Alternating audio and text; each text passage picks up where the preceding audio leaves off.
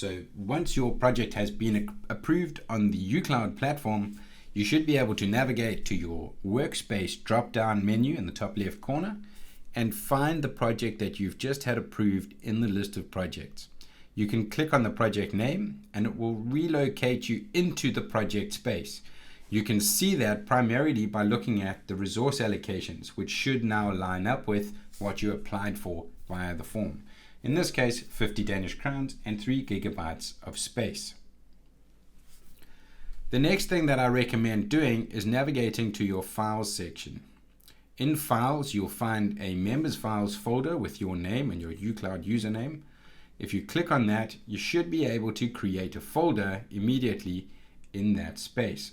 So in this drive, we're going to create a folder, and we're going to call this Folder for Sensitive Data, or we can just call it Sensitive Data,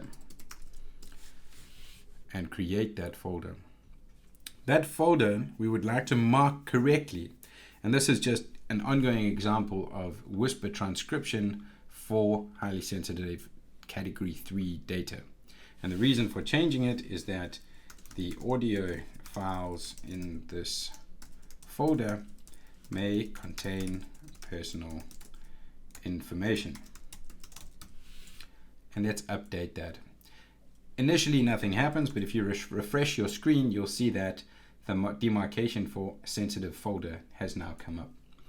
Inside this sensitive data folder, I recommend creating a new folder for your audio input files, and that input files directory can then have whatever audio you would like transcribed, dragged and dropped into it.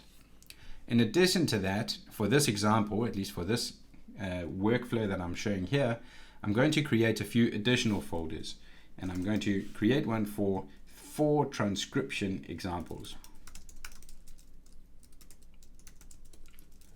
And the first one is going to be a standard single file transcription. Just to show the standard outputs. Then I'm going to create another folder. And that second folder is going to be a multi-file transcription with language. Let's make it a bit shorter.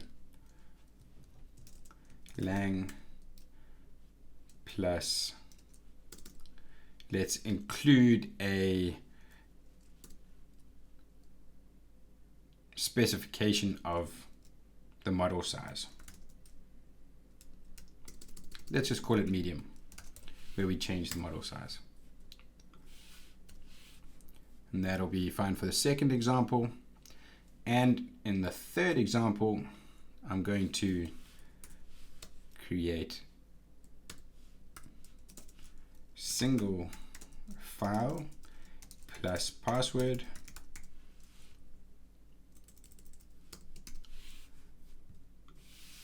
encryption, and let's create that one. And the final one is a multi-file with password encryption and language.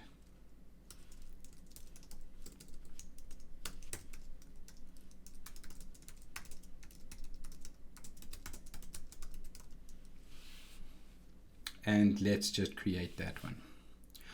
What I've done now is create output folders for the data that I want to produce. And the main reason for that is that when producing transcription data from sensitive audio files, you would like that information to end up in a folder that is demarcated correctly and within a space that you are happy with it sitting. In projects, you are able to, unless specified otherwise, see one another's files.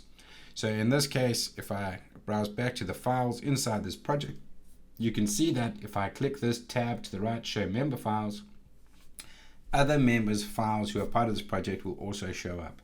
And it's important that when you are working together, or if you have multiple people in a project, that you specify the nature of the data in any documents that anyone else might, or at least any folders or directories that anyone else might have access to.